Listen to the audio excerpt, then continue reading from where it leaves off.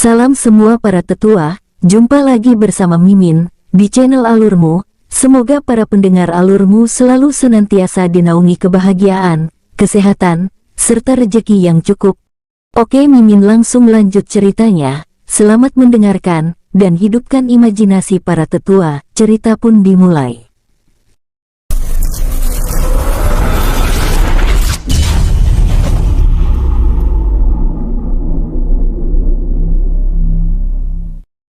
Inilah tingkatan di dunia baru ini.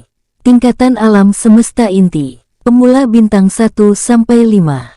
Junior bintang 1 sampai 5. Senior bintang 1 sampai 5. Master bintang 1 sampai 5. Grandmaster bintang 1 sampai 5. Kaisar sejati bintang 1 sampai 5. Kaisar immortal bintang 1 sampai 5. Dewa immortal bintang 1 sampai 5. Dewa Raja Semesta bintang 1 sampai 5. Tapi ada beberapa ingatan dan pengetahuan yang kini Bing Lo lihat. Bing Lo melihat ringkasan ingatan para saudara Bai'an, termasuk ingatan Bai'an. Bing Lo tahu itu bukan semuanya, tapi Bing Lo tahu maksud dari Bai'an ini adalah agar mereka semua terbuka. Bing Lo juga mendapat beberapa pengetahuan yang cukup berguna untuk kultivasinya. Bing Lo juga diberikan beberapa teknik sederhana milik Bolong dulu, yang bisa membuat banyak ilusi nyata. Setelah Bing Lo mencerna semuanya, ia kini menatap Bai'an untuk meminta izin memberikan semua ingatannya dari kecil. Bing Lo kini tak mau menutup diri lagi, terlebih ia suka dengan karakter semua keluarganya ini. Bing Lo sedikit melirik ke arah Musiaer, Chujia, Baihan, Duandu, Tulong, Langzai dan yang lainnya. Setelah itu ia kembali melirik ke arah Bai'an, melihat Bai'an mengangguk santai. Bing Lo langsung melempar cahaya putih melalui jari telunjuknya. Wos, cahaya tersebut langsung masuk ke kepala Bai'an. Bai'an langsung mencernanya. Jadi begitu, gumam Bai'an langsung mencengkram erat tangannya, saat melihat kesadisan Master Sekte Es Abadi yang palsu. Bai'an kini melirik iba terhadap Bing Lo. Istri dan putri Bing Lo diperkosa di depan mata Bing Lo sendiri, dan yang memperkosanya adalah Master Sekte Es Abadi yang palsu. Membayangkan hal tersebut, Bai'an langsung mengeluarkan tingkat kultivasi yang sesungguhnya beserta auranya. Hal tersebut membuat dunia tempat mereka ini, yang awalnya hampir hancur kini hancur sepenuhnya. Bom bom bom, jeder jeder jeder. Duar duar duar, berbagai hukum Bai'an keluarkan tanpa sadar. Beruntung semua orang langsung Ling Yenru lindungi menggunakan auranya, agar mereka semua tidak terkena dampaknya. Beberapa saat Bai'an langsung tersadar saat Baihan, Musiaer, dan Chujia memegang erat tangan Bai'an dari arah bersebelahan, sementara Baihan langsung memeluk Bai'an dari depan. Maafkan aku, kata Bai'an dengan nada bersalah. Namun dari kata-katanya ada kebencian yang dapat semuanya rasakan. Sehingga Duandu langsung maju. Apa yang terjadi setelah kakak mendapatkan ingatan paman Bing Lo? Tanya Duandu dengan nada sedikit dingin. Duandu bukannya dingin terhadap Bai'an maupun Bing Lo, namun ia tahu jika Bing Lo mengalami penderitaan. Mendengar pertanyaan Duandu, semua orang juga ikut menatap ke arah Bai'an. Bai'an kini melirik ke arah Bing Lo yang kini merasakan kehangatan, karena ia tahu Bai'an telah marah setelah melihat kejadian yang paling membuatnya menderita, dan ingin mengakhiri hidupnya. Bing Lo kini mengangguk dengan tegas disertai senyum tulus. Bai'an langsung memberikan ke beberapa orang ingatan Bing Lo. Setelah semua orang mencernanya, Musiaer, Chujia langsung marah. Namun beruntung Bai'an menenangkannya lalu menyuruh mereka masuk dunia jiwanya bersama yang lain, dan hanya menyisakan Duandu, Tulong, Fujian, Baihan, Ling Yenru, Langzai dan Bing Lo. Saat ini Duandu dan Tulong tak henti-hentinya memasang wajah ganas. Mereka terlihat ingin sekali menyiksa wakil Master Sekte Es Abadi, yang kini ketakutan setengah mati. Sementara Fujian mampu menahan emosinya, karena dunia kultivator memanglah kejam menurutnya. Untuk Langzai, ia kini memukul-mukul wajah wakil Master Sekte Es Abadi. Sementara Ling Yanru cukup terkejut saat tahu siapa Master Sekte Es Abadi yang sedang menyamar. Aku tak menduga jika bocah yang dulu lemah bisa menjadi sekuat ini, terlebih ia lebih kejam dari ayah, paman dan kakaknya, kata Ling Yanru. Mendengar itu, Bai An langsung menatap ke arah Ling Yanru bersama Bing Lou, Duandu, Tulong, Fu Jian dan Lang Zai. Apa leluhur Ling tahu siapa orang itu? Tanya Bai An. Ling Yanru mengangguk serius. Tentu aku tahu, ia dari klan era kuno yang dulu hanya menjadi anak ingusan, bahkan ia tak bisa menjadi seorang prajurit di klannya. Tapi karena ayahnya adalah jenderal besar yang membawa ratusan komandan, ribuan prajurit elit dan jutaan prajurit biasa, maka bocah ini bisa menjadi prajurit biasa. Jawab Ling Yanru terdiam sesaat, karena ia ingin semua orang mencerna kata-katanya. Setelah semua orang mengangguk paham, Ling Yanru lalu melanjutkan. Setelah jadi prajurit biasa, ia dulu beberapa kali hampir mati oleh pasukan klan Chu kuno, namun kakaknya yang seorang prajurit elit nomor 1 datang untuk membantunya. Kakaknya ini lalu turun tangan membantai semua prajurit biasa klan Chu. Hingga Ling Deng seorang komandan biasa turun tangan. Saat itu terjadi pertarungan sengit antara Ling Deng dan kakaknya bocah itu. Hingga saat Ling Deng ingin membunuh kakak bocah tersebut, datanglah pamannya yang sebagai jenderal muda.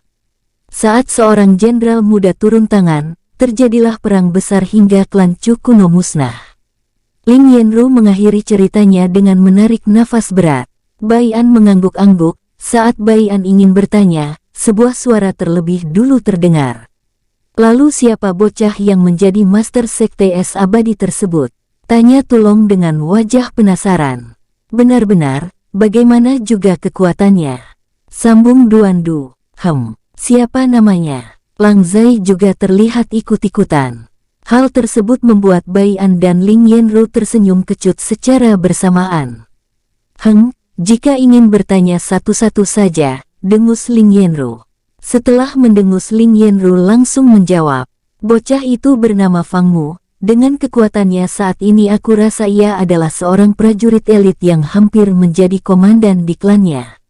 Untuk tingkat kultivasi, aku yakin Bing Lou mampu menjawabnya, ucap Ling Yanru dengan nada malas.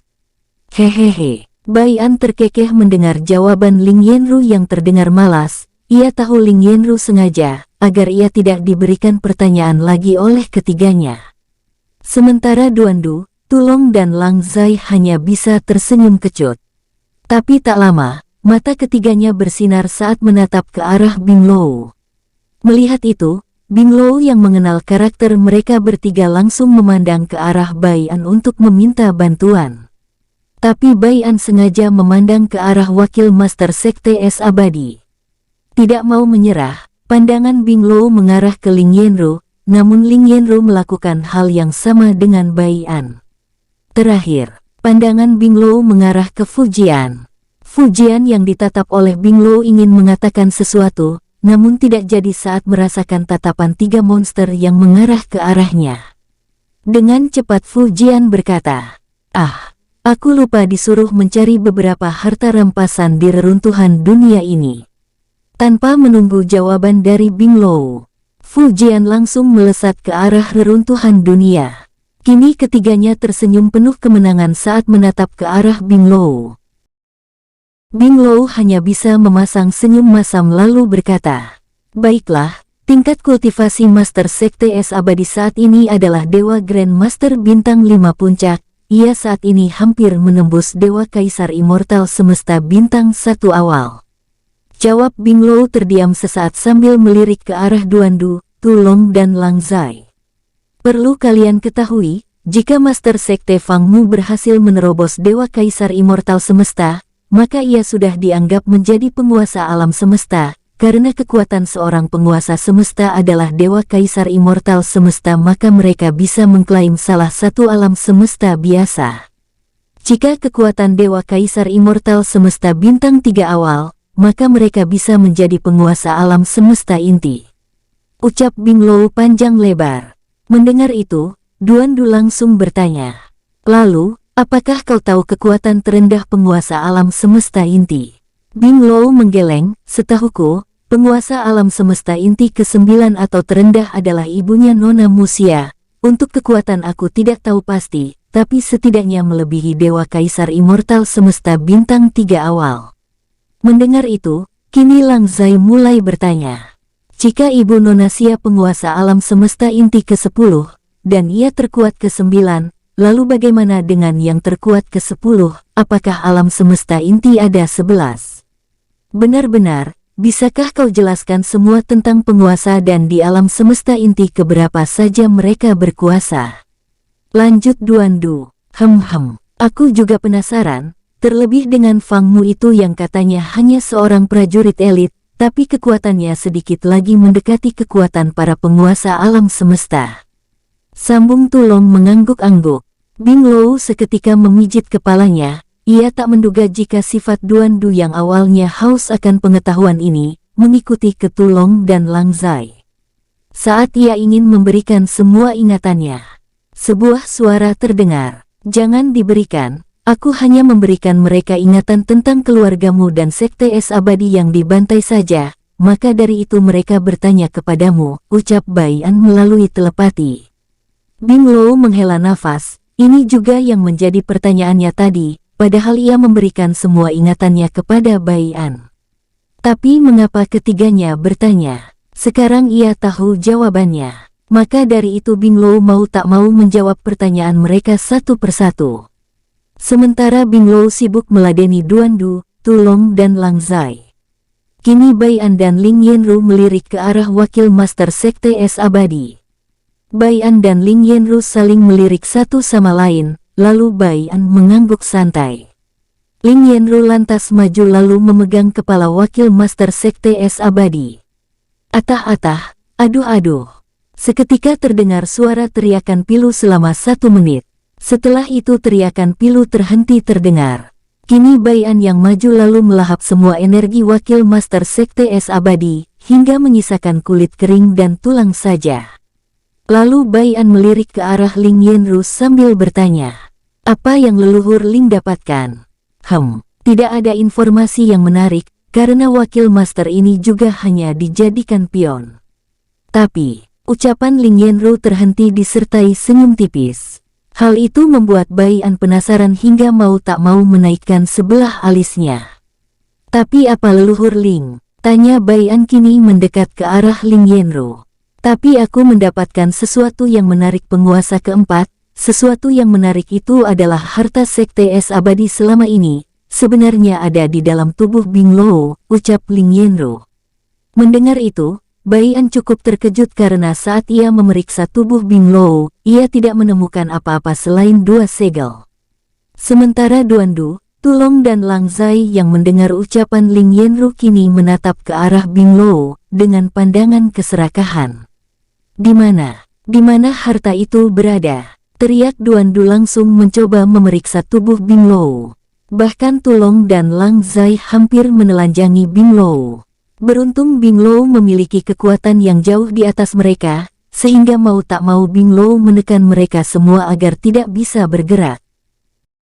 "Paman Bing, kau sangat curang menindas seorang junior," teriak Duandu kini memasang wajah cemberut. "Benar Tuan Bing, kau tidak tahu malu. Seandainya aku sekuat dirimu, aku pasti akan mengajakmu bertarung," sambung Tulong dengan nada kesal. Saudara Bing, jangan anggap karena kau kuat kau bisa seenaknya ya," lanjut Lang Zai. Bing Lou hanya bisa memasang wajah tersenyum masam saat ia mendengar tuntutan mereka. Bing Lou kini menatap ke arah Bai An dan Ling Yanru yang kini tersenyum kecil. "Tep-tep, sudah-sudah, saudara Bing, bukannya keterlaluan. Tapi kalianlah yang keterlaluan ditambah tidak tahu malu," kata Bai An sambil menghela nafas kecil melihat sifat ketiganya. Mereka bertiga hanya bisa mendengus kecil saat mendengar Bai An melindungi Bing Lou, bukan melindungi mereka. Tapi mereka sama sekali tidak menimpali ucapan Bai An, karena jika mereka menimpalinya, maka mereka yakin akan mendapatkan hadiah yang tak bisa mereka lupakan seumur hidup. Melihat ketiganya yang kini diam, Bai An melirik ke arah Bing Lou. "Saat mendengar ucapan leluhur Ling, kau juga ikut terkejut?" yang artinya kau tidak tahu jika ayahmu menaruh harta itu di dalam tubuhmu? Tanya Bai An dengan nada santai. Bing Lou mengangguk membenarkan. Benar Tuan Muda, mendengar ucapan leluhur Ling tentu saja aku kaget. Dan jika ucapan leluhur Ling benar, maka di mana ia menyembunyikan harta sekte di dalam tubuhku? Jawab Bing Lou sambil bertanya ke arah Ling Yanru. Ling Yanru tersenyum tipis, ia langsung maju lalu memejamkan matanya untuk melihat apakah dugaannya benar atau salah. Setelah memastikan kebenarannya, Ling Yanru kini membuka matanya dengan pandangan sedikit terkejut. Aku tak menduga jika harta sekte es abadi adalah harta yang cukup langka, bahkan bagi 3 klan era kuno sekalipun, kata Ling Yanru membelalakkan matanya. Mendengar itu, Bai An ikut terkejut walau tidak tahu harta apa itu, yang pasti ucapan Ling Yanru ia akui itu kebenaran. Sementara kilat cahaya terlihat di mata Duandu, Tu Long dan Lang Zai. Jika orang melihat kilat mata mereka bertiga, maka mereka akan ketakutan setengah mati. Pasalnya mereka bertiga tidak menyembunyikan keserakahan mereka saat mendengar kata harta, apalagi harta langka. Untuk Bing Lou, ia diam saja karena saat ini ia sedang menatap Ling Yanru, seolah bertanya harta apa itu. Melihat jika semua orang memandang dirinya, Ling Yanru bertanya lebih dulu kepada Bing Lou. Bolehkah aku menyentuh tubuhmu Bing? Bing Lou mengangguk. Tanpa menunggu lama Ling Yanru maju lalu saat akan menyentuh tubuh Bing Lou. Tiba-tiba Ling Yanru, Bai An dan Bing Lou merasakan banyak kekuatan datang dari berbagai arah. Wos, tep-tep, Tuan Muda, mereka datang lebih cepat dari dugaan, sapa Hu Hongmeng sambil membawa seseorang yang Bai An kenal. Mata Bai An sedikit terkejut saat melihat 3 orang yang kini pingsan di depannya. Kakak, gumam Bai An sedikit meneteskan air mata sambil menahan emosi. Sudah aku duga jika mereka bertiga lebih baik di alam semesta rendah saja, tapi mereka bertiga memaksa untuk dikirim, karena mereka ingin meningkatkan kekuatan dan ingin melihat alam semesta yang lebih luas dan kuat. Tapi mereka tidak tahu alam semesta inti ini jutaan kali lebih kejam dari yang mereka bayangkan. Bai An kini melihat Bai Yun, Chen Tian dan Liu Fang. Lalu pandangan Bai An mengarah ke arah Jenderal Hu Yandi yang asli. Terlihat tatapan mata Jenderal Hu Yandi yang asli sangatlah dipenuhi oleh amarah dan dendam. Melihat dantiannya juga telah dilumpuhkan oleh Hu Hongmeng. Bai An kini tidak terlalu peduli. Karena ia yakin 3 orang di belakangnya pasti akan menyiksanya hingga memohon ingin mati. Bai An juga merasakan kemarahan ketiganya yang tak lain Duandu, Tu Long dan Lang Zai. Kakak, biarkan aku mengurus orang tua itu. Aku akan memberikannya beberapa masukan agar ia tahu sopan santun, kata Duandu kini memasang senyum mengerikan. Benar, aku juga akan melatih fisiknya agar ia lebih kuat lagi, dan tidak akan cepat terluka seperti itu, sambung Tu Long. Hehehe, Tuan Muda, kalau aku akan mengajarinya cara memakan daging dan memasak yang benar, kekeh Lang Zai dengan air liur yang terus menetes dari bibirnya. Tubuh Jenderal Hu Yan kini mau tak mau bergetar hebat. Apa mau kalian? Pergi jauh-jauh, jangan dekati aku, teriak Jenderal Hu Yan dengan nada frustasi. Namun Duandu, Tu Long dan Lang Zai malah menyeringai melihat ekspresi Jenderal Hu Yandi. Tak berapa lama, terdengar suara teriakan pilu terdengar. Sementara Bai An, Ling Yanru, Hu Hongmeng, Bing Lou dan Fu Jian yang baru saja datang langsung berdiskusi. Mereka saat ini menentukan ke arah mana mereka akan bergerak. Mereka juga sadar kedatangan ahli-ahli ini sengaja datang saat pertarungan sudah selesai. Yang artinya penguasa alam semesta inti ke-6, atau para penguasa dunia memiliki kaitan dengan Master Sekte Fangmu. Tentu dalangnya pasti satu otak, walau Bai An dan Ling Yanru tidak tahu pasti. Tapi jika menebak, dalangnya adalah salah satu petinggi klan era kuno dari klan Fang, mungkin saja otaknya adalah setingkat jenderal atau komandan. Jika komandan maka Ling Yanru mampu membunuhnya dengan mudah. Tapi jika setingkat jenderal, itu akan sedikit susah. Karena saat ini Ling Yanru sebenarnya dalam masa pemulihan. Bai An tentu saja tahu itu dan ia juga cukup terkejut saat tahu kekuatan sejati Ling Yanru, auranya saja 2 kali lipat lebih kuat dari aura milik penguasa Hu Xiao. Tapi Bai An diam saja karena itu tidak penting menurutnya. Setelah berdiskusi dan kebetulan Duan Du, Tulong, Lang Zai juga baru selesai menyiksa Jenderal Hu Yandi. Kondisi Jenderal Hu Yandi kini terlihat mengerikan. Ia mati dengan tubuh terpotong-potong kecil layaknya daging cincang. Terlihat di bekas sudut bibir Tulong dan Lang Zai ada jejak darah. Darah itu milik Jenderal Hu Yandi. Hehehe, dengan ini kekuatanku akan meningkat pesat, kekeh Tulong. Ia merasa ingin hibernasi. Tapi itu butuh waktu lama, jadi ia bisa mencerna makanan yang ia makan sambil berjalan, walau kandungannya akan menurun. Di dekat Tulong, Lang Zai juga ikut tersenyum puas saat memakan daging Jenderal Hu Yandi. Ia tak pernah merasa sepuas ini sebelumnya. Hehehe, Tulong, kita masih memiliki banyak stok makanan seperti itu buat kedepannya. Jadi kita bagi rata saja ya, kekeh Lang Zai sambil melirik ke arah Duan Du yang kini menatap keduanya dengan pandangan jijik. Aku tak menduga jika mempunyai paman menjijikan. Apa karena mereka bukan manusia? Terus pikiran mereka tidak seperti manusia yang polos seperti diriku. Dengus Duan Du sambil berpikir, kini tangan kanannya sedang memegang dagunya. Sementara Lang Zai dan Tulong langsung memerah. Yang lebih menjijikan itu kau. Dasar bocah tak tahu diri, licik, tukang jilat. Seketika Tulong dan Lang Zai langsung membalas ejekan Duan Du. Duan Du tentu saja meladeni mereka. 15 menit kemudian, saat ini wajah Duan Du, Tulong dan Lang Zai babak belur akibat dihajar oleh seorang wanita. Yaps, wanita itu tak lain Mu Xiaer. Bai An sengaja meminta bantuan Mu Xiaer, karena Bai An sudah tak bisa melakukan apa-apa lagi agar mereka jerah. Tapi tetap saja mereka tidak jerah. Tapi anehnya, setiap Mu Xiaer ada di dekat mereka, mereka pasti tidak bisa berkutik. Itu juga yang membuat Bai An merasa terbantu dengan sikap tegas Mu Xiaer. Saat ini terlihat 2 pemuda duduk saling berhadapan. Jika Ling Yanru di sini, maka ia akan mengenal salah satu dari mereka. Ingat perjanjian kita Master Fang, jika yang kau janjikan itu benar, maka aku akan menahan anak itu agar tidak keluar dari alam semesta inti ke-6 ini, sampai waktu yang telah kita janjikan. Jika waktunya lewat, maka aku tidak akan ikut campur lagi karena walau Ling Dong hanya penguasa semesta inti sementara, kekuatannya itu sudah setara penguasa semesta biasa. Itu akan merepotkan jika aku ketahuan menahan muridnya di alam semestaku. Pemuda berambut coklat menatap tajam pemuda berambut hitam pekat. Pemuda berambut coklat dan mata coklat legam itu adalah seorang penguasa semesta inti ke-6 ini.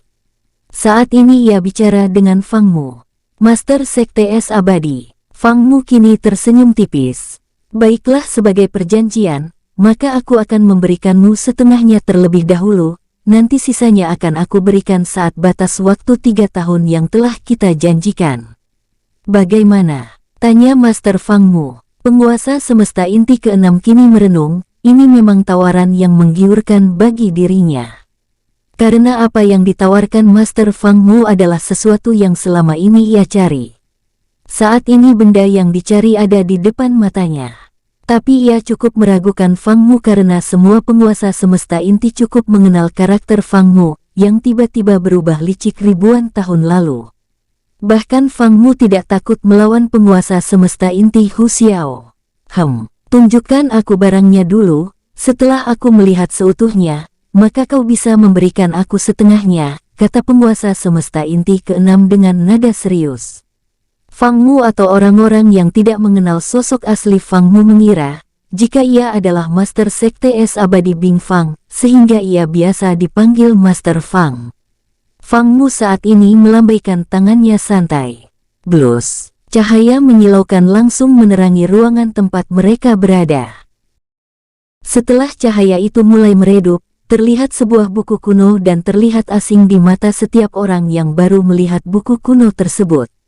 Buku kuno itu terlihat sedikit unik, bentuknya bukan kotak persegi, melainkan berbentuk segitiga. Sampulnya juga tidak ada tulisannya sama sekali, hanya ada lambang saja. Lambang tersebut adalah lambang tetesan air. Penguasa semesta inti keenam yang melihat itu, tubuhnya seketika bergetar hebat. Buku hukum air tingkat dewa, ucap penguasa semesta inti keenam dengan nada sedikit bergetar. Tapi tak lama ia langsung mengubah sikapnya. Baiklah aku setuju, kata penguasa semesta inti keenam sambil melirik ke arah Master Fang. Master Fangmu kini tersenyum tipis, ia langsung mengangguk santai. Tangan Master Fangmu langsung bergerak santai, setelah itu, buku teknik hukum air tingkat dewa menjadi dua bagian. Aku akan memberikan bagian terakhir kepadamu, untuk sisanya nanti akan aku berikan setelah 3 tahun, kata Master Fangmu kini tersenyum tipis. Penguasa semesta inti keenam langsung mengangguk dengan semangat. Dengan cepat penguasa semesta inti keenam menyambar buku kuno bagian terakhir, ia tidak sadar saat merebut buku kuno tersebut sebuah senyum licik Master Fangmu perlihatkan. Saat ini Bai An dan keluarganya bergerak ke arah timur. Tujuan Bai An saat ini adalah 10 dunia inti di alam semesta inti keenam, yaitu dunia naga air. Dunia naga air adalah dunia inti keempat, Bai An ke dunia naga air karena Bing Lou memiliki beberapa bawahan setia, yang selalu bersembunyi di sana. Bing Lou merasa akan aman jika menetap sementara di sana. Bai An dan keluarganya tentu tidak bodoh, yang secara langsung meninggalkan alam semesta inti keenam. Jika mereka melakukan itu, mereka tahu akan menghadapi kesulitan. Wus-wus, terlihat yang bergerak hanya Bai An, Ling Yanru, Hu Hongmeng dan Bing Lou. Sementara Duandu, Tulong, Lang Zai dan Fu Jian terlihat diselimuti oleh energi milik Ling Yanru. Beberapa hari kemudian, saat ini Bai An melayang di atas dunia yang terlihat jika hampir semuanya ditutupi lautan, hanya beberapa saja yang memiliki daratan. Bing Lou yang kini paling depan langsung menuntun Bai An dan yang lainnya pergi, menuju salah satu lautan. Wus-wus, tep-tep, Bing Lou membawa Bai An dan yang lainnya kini tepat di atas lautan. Walau begitu, Bai An tahu jika di bawah laut terdapat kehidupan yang sangat banyak di sana. Rata-rata penghuni dunia naga air adalah orang yang mempunyai elemen air, dan beberapa dari mereka yang bisa menguasai hukum air. Sementara orang yang tidak memiliki elemen air, mereka bukan penduduk asli dunia tersebut. Jika ada penduduk asli dan ia tidak lahir dengan menguasai elemen air, maka ia akan dikucilkan, bahkan ada yang diperbudak karena menurut orang-orang pribumi, mereka adalah aib. Saat ini Bing Lou, Bai An dan yang lainnya menatap ke laut. Tepatnya di bawah laut, dasar laut ada sebuah perisai yang sangat besar di sana. Di balik perisai, ada kota besar yang bernama Kota Air Tawar. Kenapa kita berdiri saja di sini? Apakah kita tidak turun ke sana? Tanya Duandu sambil menunjuk ke Kota Air Tawar. Wajah Duandu juga sedikit menyinggungkan senyum tipis karena merasa penduduk asli dunia ini sedikit berbeda. Walau Duandu belum bertemu penduduk asli pribumi, instingnya mengatakan jika ia mencium bau harta yang akan mendatanginya terus-menerus. Berbeda dengan Tulong, ia mencium bau daging lezat yang akan mendatanginya nanti. Terlihat senyum cerah Tulong terus-menerus ia tampilkan. Sementara Bing Lou, Bai An, Ling Yanru, Hu Hongmeng, Lang Zai dan Fu Jian langsung menatap keduanya dengan pandangan jengkel. Ayo kita masuk, ajak Bing Lou. Bai An dan yang lainnya langsung mengangguk santai. Wus-wus, dengan santai Bing Lou, Bai An dan yang lainnya melesat menuju air laut. Blur, setelah memasuki air laut, mereka semua menyelimuti tubuh mereka menggunakan aura. Ada juga yang menyelimuti tubuh menggunakan elemen air. Bai An, Bing Lou, Duandu dan Lang Zai, hanya mereka berempat yang mempunyai elemen air, sementara Ling Yanru, Hu Hongmeng, Tulong dan Fu Jian tidak mempunyai elemen air, jadi mereka menggunakan energi mereka untuk menutupi badan mereka agar tidak terkena air. Tep-tep, setelah sampai perisai, Terlihat ada beberapa penjaga menghadang dan menatap tajam kelompok Bai'an yang terlihat misterius. "Apa tujuan kalian ke kota air tawar?" tanya penjaga yang memiliki kekuatan kaisar sejati bintang 3 awal. Nada suaranya terdengar sangat dingin. Bing Lou langsung maju, dengan santai ia berkata, "Aku datang ke sini untuk menemui pemilik penginapan naga air." Bing Lou juga terlihat menunjukkan sebuah token berlambang naga berjirah sedang menyemburkan air. Penjaga tersebut terdiam selama beberapa saat, setelah melihat lambang token tersebut. Ia kini menatap tajam ke arah Bing Lou untuk menyelidiki Bing Lou, apakah token tersebut dia dapat dari mencuri atau tidak. Karena bisa saja token tersebut hasil curian, terlebih ia melihat semua orang sangat asing. Penjaga tersebut berkata, "Tunggu dulu di sini, aku akan memberitahu komandan untuk memastikan kebenaran token tersebut." Tanpa menunggu jawaban dari Bing Lou, penjaga tersebut langsung pergi. Wus, Bing Lou yang melihat itu hanya diam saja. Bai'an hanya mengerutkan keningnya melihat penjaga tersebut, ia merasa ada yang salah dari sikapnya tadi. Sementara Duandu, Tulong dan Lang Zai kini menjilat bibir mereka sendiri. "Hehehe, mangsa pertama." Ketiganya bergumam secara serempak, tak menunggu lama. Wus wus wus. Puluhan penjaga menggunakan jirah muncul bersama salah satu yang terlihat paling tinggi. Ia tak lain komandan yang bertugas menjaga kota air tawar. Siapa tadi yang ingin menemui pemilik penginapan naga air?" tanya komandan tersebut dengan nada arogan. "Aku, apakah aku bisa masuk?" Bing Lou langsung maju sambil bertanya. Apa tujuanmu menemui pemilik penginapan?" tanya komandan penjaga pintu kota air tawar. Bing Lou mengerutkan keningnya. Saat ia ingin menjawab, sebuah suara lebih dulu menimpali komandan tersebut. "Apa juga hakmu bertanya tujuan kami menemui pemilik penginapan naga air?" dengus Duandu. Aku punya hak, karena aku adalah komandan kota air tawar. Siapapun yang ingin masuk, harus meminta izin dariku, dan apapun yang ingin mereka lakukan di kota air tawar harus memberitahuku dulu, jika tidak, ia akan dianggap penjahat. Dengus komandan sambil menatap tajam ke arah Duandu. Tangan komandan tersebut terlihat bergerak, ia seperti memerintahkan para penjaga untuk menangkap Bing Lou, Bai'an dan kelompoknya. Seekor tikus yang tidak tahu malu, dengus Duandu memprovokasi. Tikus kan memang tidak tahu malu. Memangnya ada tikus yang punya rasa malu?" terdengar suara Tulong bertanya dengan nada bingung. Mendengar itu, kelompok Bai'an langsung menepuk jidat mereka kecuali Duandu dan Lang Zai, mereka berdua terlihat menyeringai kecil. "Hehehe, aku tak menduga jika kebodohan Paman Tulong cukup berguna juga, untuk membantu memanasi," kekeh Duandu dalam hati.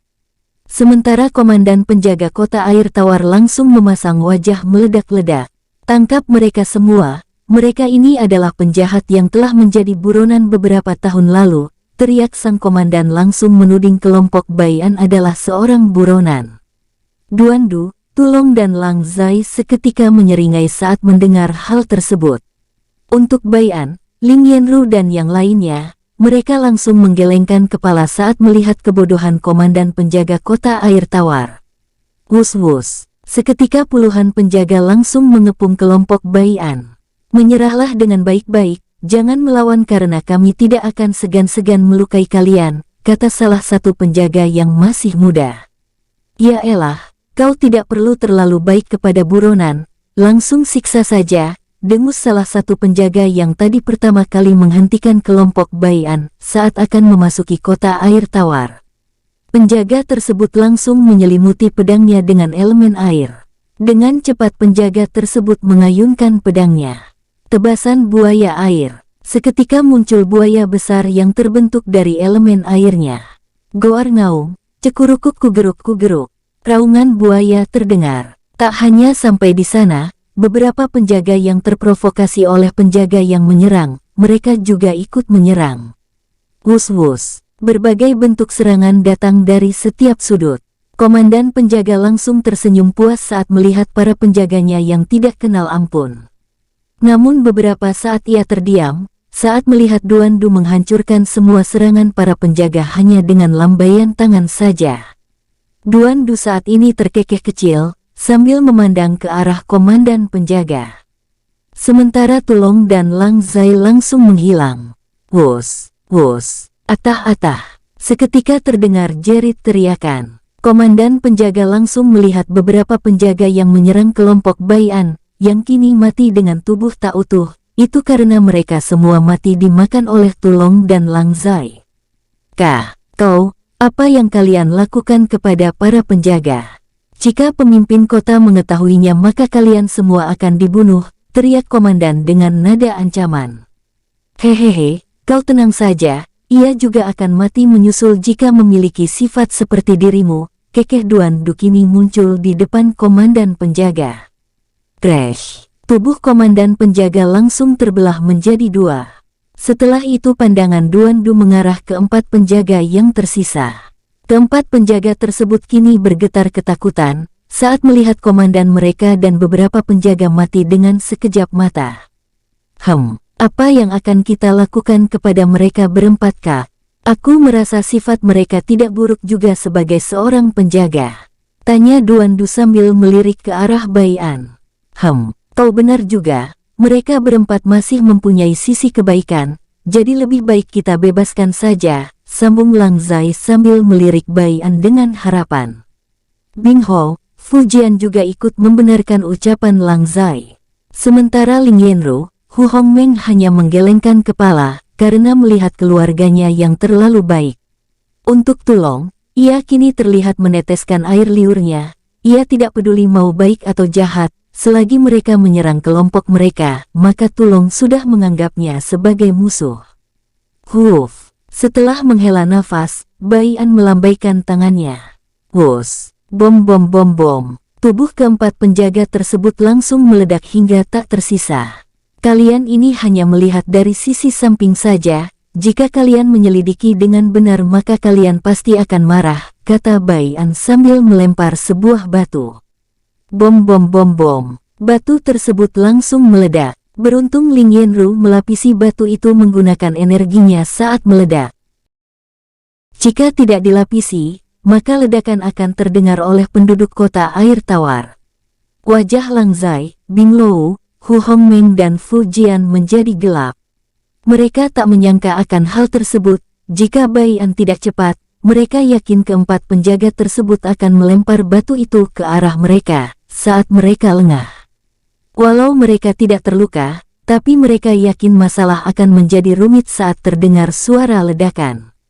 Bai An, Ling Yanru dan Duan Du yang telah menyadari adanya kesalahan dari awal, tetap santai dan biasa-biasa saja. Bing Lou, aku merasa jika orang yang akan kau cari ini memiliki sedikit masalah yang tidak bisa ia selesaikan dengan orang-orang pribumi.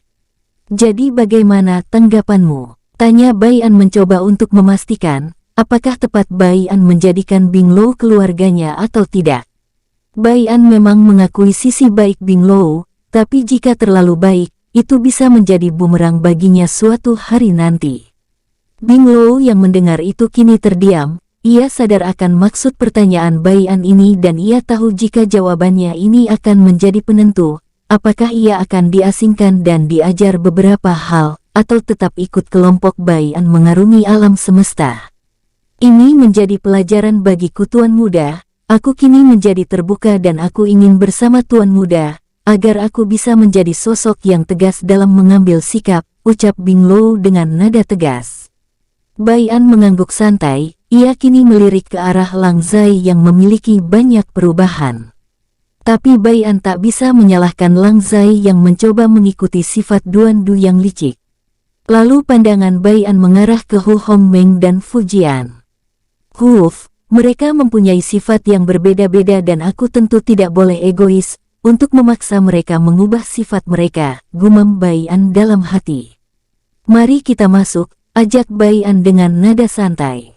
Semua orang langsung mengangguk santai. Wus wus wus. Saat akan melewati perisai, Bai An dengan santai merobek perisai menggunakan energi semesta, agar tidak bisa dideteksi oleh pemimpin kota.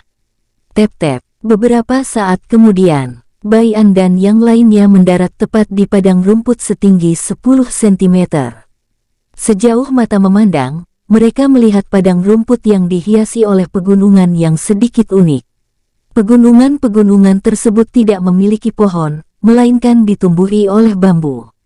Pemandangan ini cukup menyejukkan bagi Bai An dan yang lainnya. Hanya Ling Yanru, Hu Hongmeng dan Bing Lou yang biasa saja, karena mereka sudah biasa akan hal tersebut. Setelah melihat pemandangan untuk beberapa saat, Bai An dan yang lainnya melanjutkan perjalanan ke arah selatan. Wus, 10 menit berlalu, saat ini Bing Lou yang menjadi petunjuk jalan telah mendarat di pusat kota. Tep-tep, dengan santai mereka berjalan tanpa dihalangi oleh para penjaga. Walau tidak dihalangi, terlihat para penjaga yang memiliki kecurigaan langsung menghubungi pihak tertentu. Bai An dan yang lainnya hanya cuek saja, karena tidak mempunyai masalah untuk saat ini. Tep-tep, setelah berjalan selama 5 menit, Bing Lou, Bai An dan yang lainnya berhenti tepat di depan penginapan bertulis naga air. Apa ini tempatnya? Tanya Duan Du melirik ke arah penginapan. Bing Lou hanya mengangguk santai. Ayo kita masuk, ajak Bing Lou sambil melirik ke arah Bai An dan yang lainnya. Bai An hanya mengangguk santai, sementara yang lainnya langsung melangkahkan kakinya. Saat akan masuk, terlihat 2 penjaga penginapan naga air keluar. Apakah kalian ingin menginap, makan, atau hanya singgah? Tanya penjaga yang terlihat seumuran dengan Duan Du. Nada suaranya terdengar arogan. Duan Du langsung tersenyum tipis. Ia maju lalu ingin menanggapi penjaga muda tersebut. Slek, tapi saat ia ingin bicara, mulutnya langsung dibekap oleh Lang Zai. Sebaiknya kau diam dulu bocah nakal, bisik Lang Zai. Duan Du yang mendengar itu seketika cemberut. Tidak asik, dengus Duan Du, lalu ia mengalihkan pandangan ke arah Bing Lou yang ingin menanggapi penjaga tersebut. Tep-tep, dengan santai Bing Lou menghampiri penjaga tersebut. Di mana penjaga yang biasanya berjaga di sini? Tanya Bing Lou dengan nada dingin. Penjaga yang mendengar itu langsung mengerutkan keningnya. Tapi tak lama mereka seketika tersenyum meremehkan. Hahaha, apa kau temannya penjaga lama? Dia adalah seorang penjahat, berarti kau juga seorang penjahat, kekeh penjaga yang lebih tua sambil melirik ke arah penjaga yang seumuran Duan Du. Mereka berdua saling melirik. Dengan senyum licik mereka memikirkan sesuatu. Hehehe, serahkan hartamu lalu. Crash. Kepala penjaga tua yang bicara langsung melayang terbang sejauh 5 meter, dan menyisakan tubuhnya yang masih berdiri yang kini menyemprotkan darah terus-menerus dari lehernya.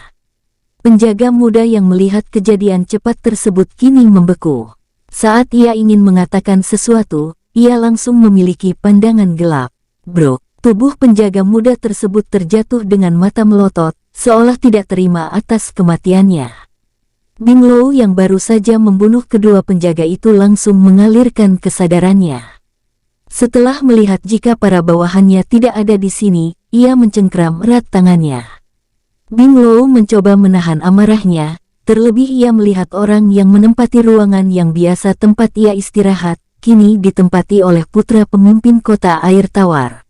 Duan Du yang ikut melangkah kini mengerutkan keningnya saat melihat, jika ruangan paling atas ada seorang yang sedang melakukan olahraga ranjang. Kalian sungguh menjijikkan, gumam Duan Du dengan kesal. Apanya yang menjijikkan, bukankah itu hal normal? Tanya Tulong dengan wajah bingung, ia juga melihat itu saat mengedarkan kesadarannya. Setelah bertanya Tulong kini menatap ke arah Duan Du yang menahan kekesalannya lagi. Apa jangan-jangan kau bukan pria iya? Atau kau tidak normal sehingga sampai saat ini kau tidak punya anak? Tuduh Tulong dengan nada curiga. Melihat kebodohan Tulong yang kini berlebihan, semua orang seketika tertawa.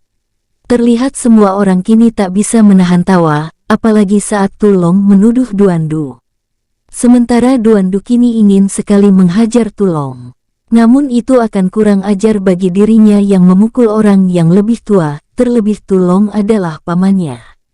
Jika itu orang lain, mungkin Duan Du sudah mencincangnya hidup-hidup hingga tidak menyisakan jasad. Orang yang memiliki otak udang memang sulit diajak keluar bersama, apalagi melihat hal yang belum pernah dilihat. Ia pasti terlihat layaknya orang yang baru keluar dari dalam tanah melongo sana-sini, ejek Duandu. Tulong yang ditertawakan saat bertanya hanya diam saja dan mengabaikan tawa mereka, karena itu hal yang biasa menurutnya. Karena setiap ia bertanya, ia selalu ditertawakan. Tapi setiap mendengar nada ejekan Duandu, entah mengapa ia selalu saja terpancing. Wajah Tulong kini sangat jelek. Saat ia ingin membalas ucapan Duandu, sebuah teriakan terdengar lantang. "Siapa? Siapa yang berani tertawa dengan keras di penginapan milikku?" teriak seorang pemuda. Pemuda tersebut melangkah turun dari lantai 5 ke lantai 1. Terlihat jika pemuda tersebut hanya mengenakan celana pendek, wajahnya sangat arogan saat melihat wajah Tulong, Fujian, Binglou, dan Lang Zai. Untuk Bai'an, Ling Yanru, Duandu dan Hu Hongmeng, mereka menutupi identitas mereka menggunakan energi mereka. "Apa kalian ingin mencari mati?" teriak pemuda tersebut, saat teriak mulutnya menyemburkan ludah. "Berani sekali kalian datang dengan tertawa tanpa izinku." Lagi-lagi pria muda dengan perut buncit itu berteriak tidak jelas. Sementara di belakang pemuda tersebut, kini sudah banyak anak buahnya berkumpul siap menerima tugas. "Kenapa kalian diam?" teriak pemuda yang bernama Bawang. Bawang kini melihat ke arah Tulong dengan tatapan tidak suka dan jijik. "Kau, potong tang, atah-atah." Aduh, tangan Bawang langsung terputus oleh angin yang melewati tangannya. "Kau terlalu banyak bacot bocah, terlebih lagi suaramu itu membuat telingaku semakin jengkel," dengus Tulong. Bawang tidak mendengar ocehan Tulong, ia kini hanya meringis kesakitan. "Kenapa? Kenapa kalian diam saja? Cepat tangkap para penjahat ini, terutama dia," teriak Bawang sambil meringis kesakitan. Bawang yang memerintahkan para bawahannya sama sekali tidak melirik ke belakang, itu karena ia terlalu fokus kepada rasa sakit yang tak pernah ia alami ini. "Siapa yang kau perintahkan bocah? Apa mayat-mayat itu yang kau coba perintahkan?" tanya Tulong dengan wajah menyeringai kejam. Mendengar itu, Bawang langsung melirik ke arah belakang dengan cepat. Saat melihat para bawahan ayahnya mati tanpa mayat yang utuh dan tidak adanya perlawanan, Bawang langsung berkeringat dingin. Apa yang kau lakukan kepada para bawahanku? Cepat kembalikan mereka," teriak Bawang dengan nada perintah bercampur ketakutan. Tulong yang dari awal marah, karena Duandu langsung melampiaskan amarahnya ke Bawang. "Hehehe, kau tenang saja, kau akan bertemu mereka," kekeh Tulong maju ke tempat Bawang terduduk. Bai'an dan yang lainnya hanya diam saja, karena mereka tidak perlu turun tangan melawan orang-orang seperti Bawang. Tak lama suara teriakan ampun terdengar saat Tulong tengah menyiksa Bawang. Satu persatu tubuh Bawang dicabut oleh Tulong lalu dimakan dengan lahap. 15 menit kemudian, setelah puas, Tulong kini mengeluarkan araknya. Duandu yang melihat itu langsung maju. Seolah tidak pernah saling ejek, Duandu dan Tulong minum bersama dengan wajah bahagia. Ling Yanru yang melihat itu langsung ikut minum bersama Lang Zai dan Fujian. Binglou dan Hu Hongmeng yang belum pernah merasakan arak buatan Duandu hanya diam saja. Bai'an hanya menghela nafas. Semoga saja kedua orang ini tidak ikut kecanduan, gumam Bai'an dalam hati.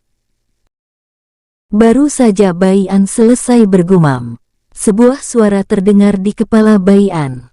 "Aner, cepat keluarkan kami dari dunia jiwa." Suara teriakan tersebut berasal dari Chen Tian yang kini telah sadar dan pulih dari lukanya. Bai'an seketika memasang wajah jelek.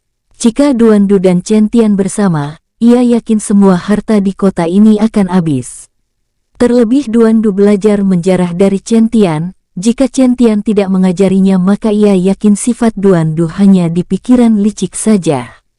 Tapi setelah tahu jika Chen Tian mengumpulkan harta untuk dibagikan kepada keluarga dan orang yang kurang mampu, tentu saja Duandu dengan semangat mengikuti langkah Chen Tian. Dua orang saja sudah membuatku pusing, kini bertambah dua lagi, gumam Bai'an. Yang dimaksud bertambah 2 lagi adalah Lang Zai dan Chen Tian. Karena desakan dari Chen Tian, akhirnya Bai An mengeluarkan Chen Tian, Liu Fang dan kakak kandungnya Bai Yun. Wos, tep tep tep, Duandu, Tulong, Lang Zai dan yang lainnya melihat kemunculan Chen Tian, Liu Fang dan Bai Yun langsung tersenyum senang. Kakak, ayo cepat ikut bergabung bersama kami, teriak Duandu ke arah Chen Tian. Chen Tian langsung menyeringai saat melihat arah. Dengan cepat Chen Tian melesat ke arah Duandu lalu duduk sambil menyapa semua orang yang ada tanpa rasa malu. Sementara Bai Yun dan Liu Fang kini berdiri di samping Bai An. "Aner, bagaimana caramu menyelamatkan kami?" tanya Bai Yun penuh tanda tanya. Pasalnya setelah sadar, ia bertanya ke Musyair, namun Musyair hanya menjawab Bai An lah yang pantas menjawab. Jadi Bai Yun kini bertanya ke adiknya. "Itu bukan aku, melainkan Hu Hongmeng yang menyelamatkan kakak," jawab Bai An sambil menunjuk ke arah Hu Hongmeng yang kini terlalu asik minum bersama yang lainnya. Bai Yun yang melihat ke arah mana tangan Bai An menunjuk langsung mengangguk santai. "Oh ya, aku lupa jika saat di dunia jiwa aku telah bertemu putramu yang ada di alam semesta inti ini," kata Bai Yun tersenyum senang saat tahu adiknya memiliki putra di sini, dan yang Bai Yun maksud adalah Bai Han. Bai An mengangguk santai lalu mengajak kakaknya untuk ikut minum, karena ia takut kakaknya nanti tidak akan berhenti bertanya jika tidak dialihkan. Bai An juga melirik ke arah murid pertamanya. Muridnya ini terbilang normal, karena sifatnya tidak seperti yang lain membuat Bai An cukup beruntung memiliki murid tidak seperti Duandu.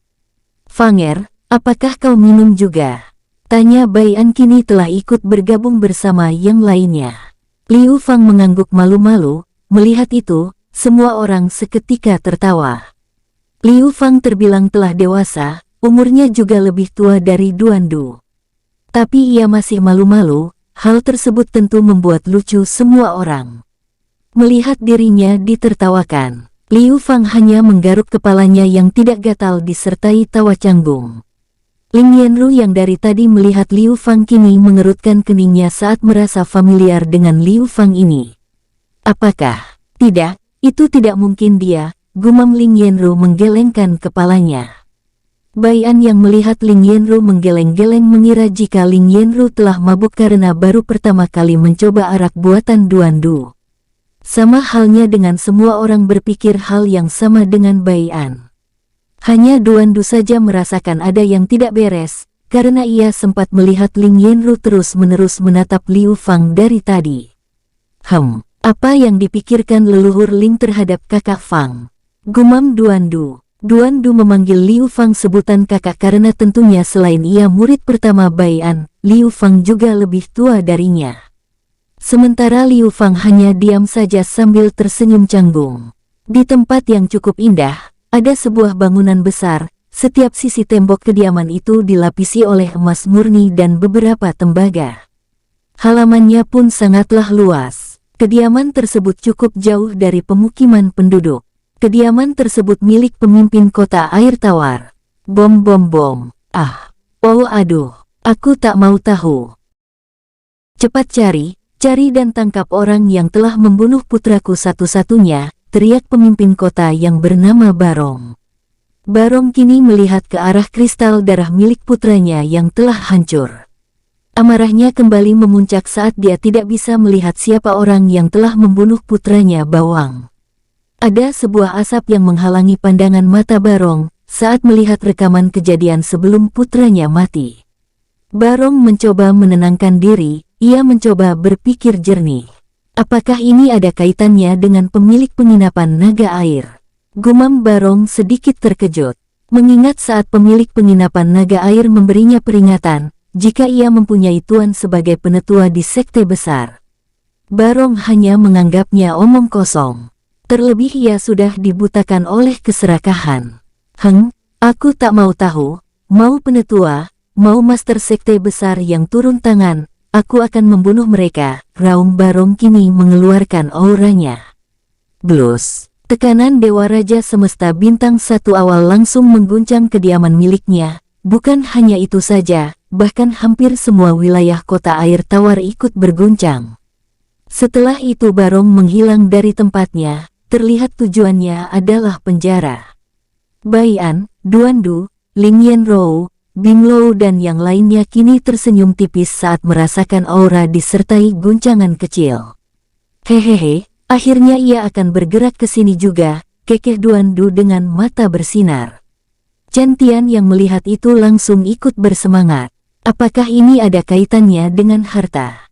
Tanya Chen Tian dengan nada bersemangat. Mendengar itu Tulong langsung cemberut karena menurutnya Chen Tian ini jauh lebih serakah dari Duandu. Bagaimana tidak, baju yang sedikit bolong saja diembat juga oleh Chen Tian, sementara Duandu masih bisa dibilang tidak terlalu serakah karena ia masih pilih-pilih. Hehehe, tentu saja Kakak Tian. Apakah kau mau bertaruh siapa yang mendapatkan banyak harta kali ini? Tantang Duandu.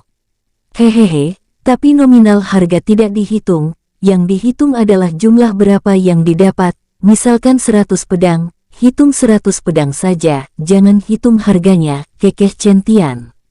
Mendengar itu, Duandu sedikit terkejut karena ia baru kali ini melihat sifat kakaknya, yang memiliki sifat sedikit licik juga. Duandu tentu tidak tahu jika Bai An lah yang memberikan Chen Tian saran tersebut. Jika ia tahu maka ia akan keberatan dan tidak terima. Baiklah siapapun yang mendapat lebih banyak maka ia berhak mengambil harta yang kalah, dengus Duandu. Mata Chen Tian langsung bersinar cerah. Hehehe, siap-siap saja berikan hartamu kepadaku Duer. Mendengar seringai dan kekahan Chen Tian, Duandu langsung menyeringai. Hehehe, walau harta yang kau kumpulkan hanya receh, tapi setidaknya itu bisa untuk ku berikan kepada beberapa pelayan yang ada di dunia jiwa, kekeh Duandu dengan nada mengejek.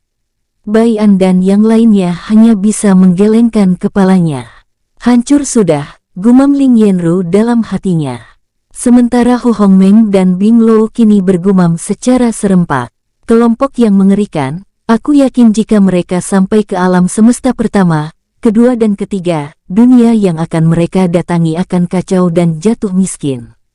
Terlebih lagi orang yang suka bertarung dan agak bodoh ini sulit dihentikan jika sudah gila, sambung Binglou menatap ke arah Tulong yang kini meneteskan air liurnya saat merasakan banyak orang menuju ke sini. Barong yang kini berdiri bersama orang-orang kepercayaannya, sedang menatap ke arah puluhan tahanan. Puluhan tahanan tersebut diikat menggunakan rantai yang berwarna putih. Rantai putih ini terbuat dari beberapa material campuran, diolah dan dijadikan rantai penghilang energi. Terlihat puluhan tahanan sangat lemah karena energi mereka secara perlahan diserap habis. Walau begitu mereka semua terlihat menyunggingkan senyum saat melihat wajah Barong yang tak pernah tersenyum. Bawa mereka, jadikan sebagai perisai. Aku yakin orang itu ada kaitannya dengan mereka, kata Barong dengan nada dingin. Beberapa prajurit maju langsung menyeret puluhan tahanan tersebut. Setelah itu Barong menatap ke arah dua bawahannya yang baru saja datang. Apa yang kau dapatkan? Tanya Barong dengan nada dingin. Mereka ada di penginapan naga air, jumlah mereka kurang lebih 10 orang, jawab salah satu dari dua orang tersebut. Mereka juga terlihat berlutut dengan kaki bergetar saat melihat pemimpin kota. Karena mereka baru kali ini melihat pemimpin kota sangat marah. Barong yang mendengar itu langsung menatap ke arah tangan kanannya.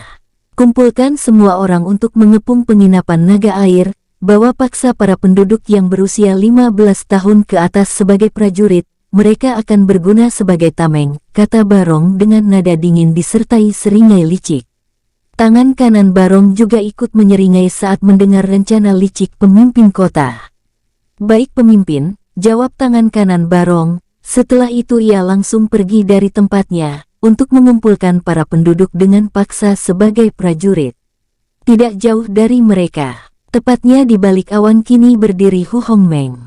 Hu Hongmeng yang ditugaskan untuk melihat keadaan hanya bisa tersenyum kecil. Dengan cepat Hu Hongmeng mengirim pesan telepati kepada Bai An, ia memberitahu semua yang ia ketahui. Di tempat Bai An yang sedang menunggu langsung menatap ke arah semua orang.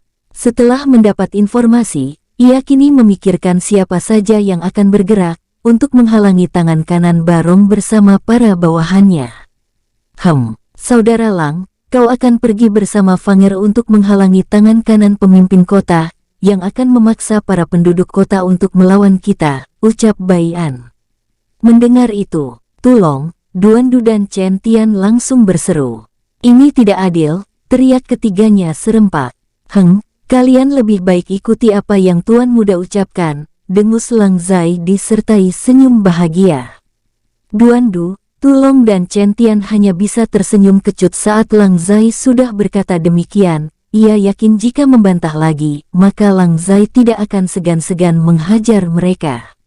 Bukannya mereka bertiga takut, tapi mereka hanya ingin menghormati saja, karena mereka tak mungkin melawan orang yang telah mereka anggap paman. Lang Zai yang melihat ketiganya terdiam kini tersenyum penuh kemenangan. Setelah itu ia melirik ke arah Liu Fang yang hanya diam saja. Ayo pergi Fanger, ajak Lang Zai. Liu Fang hanya mengangguk patuh. Mereka berdua lalu pergi ke arah pusat kota yang dituju oleh tangan kanan pemimpin kota. Setelah kepergian Lang Zai dan Liu Fang, kini terlihat Duandu, Tulong dan Chen Tian menatap ke arah Bai An dengan penuh harap. Aner, ayolah biarkan kami pergi juga ke arah para prajurit itu, keluh Chen Tian. Benarkah, jika kau tidak membiarkan kami ikut dengan Paman Lang, jadi biarkan kami pergi ke sana, sambung Duandu dengan nada sedikit merengek. Aku saat ini sedang lapar, sambung Tulong terdengar tidak nyambung. Tapi Bai An tahu maksud ucapan Tulong. Baiklah, kalian pergi saja bersenang-senang, aku juga menugaskan Duer yang memegang komando untuk melawan mereka semua, ucap Bai An sambil menghela nafas. Yang akan pergi hanya Duer, Tulong, Kakak Tian, Fujian, untuk Hu Hongmeng sebagai pengawas saja. Jika kalian berlebihan, maka dia akan menarik kalian semua ke sini. Mendengar ucapan Bai An, Duandu langsung terkekeh kecil. Hehehe, inilah yang aku tunggu-tunggu. Pandangan Duandu juga mengarah ke kakaknya Chen Tian dengan senyum mengejek. Tapi Chen Tian sama sekali tidak iri atau kecewa, malah ia terlihat bersemangat saat telah ditugaskan dan tanpa dilihat oleh Bai An. Karena Chen Tian sedikit memiliki rencana nantinya. Tentu saja Duandu tidak akan menyadari hal tersebut, hanya Bai An saja yang dapat menyadarinya, maka dari itu ia menyerahkan masalah ini ke Duandu. Setelah itu, semua orang yang Bai An tugaskan langsung pergi. Kini yang tersisa hanya Bai Yun, Ling Yanru dan Bing Lou. Bing Lou sebenarnya ingin ikut, apalagi setelah merasakan bawahannya ditahan di penjara bawah tanah, tepat di kediaman pemimpin kota. Tapi Bing Lou tahu jika ada rencana tertentu yang Bai An pikirkan sehingga ia tidak diikut sertakan. Apa perkataan leluhur benar? Tanya Bai An menatap ke arah Ling Yanru. Ling Yanru mengangguk serius, walau ia tidak yakin, tapi setidaknya ia memberitahukan isi hatinya yang gelisah dari tadi. Bai An seketika termenung saat melihat Ling Yanru mengangguk serius. Bisakah leluhur ceritakan bagaimana ciri-ciri leluhur Ling atau Jenderal Ling terkuat di era kuno? Tanya Bai An sambil mengangkat kepalanya. Mendengar itu, Ling Yanru langsung menceritakan semua yang ia ketahui, termasuk ia bercerita jika Jenderal Ling terkuat sebenarnya ada di sekitar Bai An dan sedang bersembunyi. Ia akan keluar jika Bai An melawan musuh yang setara dengan dirinya atau melawan Jenderal klan kuno. Ling Yanru tentu menduga hal tersebut karena itu sudah ada di dalam ramalan. Saat Bai Han muncul bersama Bai An di alam semesta inti, maka disitulah leluhur Jenderal klan Ling terkuat muncul untuk menjaga keduanya. Walau tidak tahu pasti kapan ia akan keluar, tapi ia yakin jika ramalan tersebut nyata. Mendengar semua cerita Ling Yanru, Bai An memanggut-manggut, sementara Bai Yun dan Bing Lou hanya diam saja karena tidak mengerti apa yang Bai An dan Ling Yanru bicarakan. Kak, yang dibicarakan leluhur Ling adalah Liu Fang. Bagaimana menurutmu dengan ciri-ciri yang leluhur Ling ceritakan? Apakah ada persamaan? Tanya Bai An dengan nada serius. Bai Yun membelalakkan matanya saat mendengar ucapan Bai An yang ternyata membahas Liu Fang. bersambung. Sampai ketemu di episode selanjutnya. Semoga kalian semua selalu terhibur, dan terima kasih.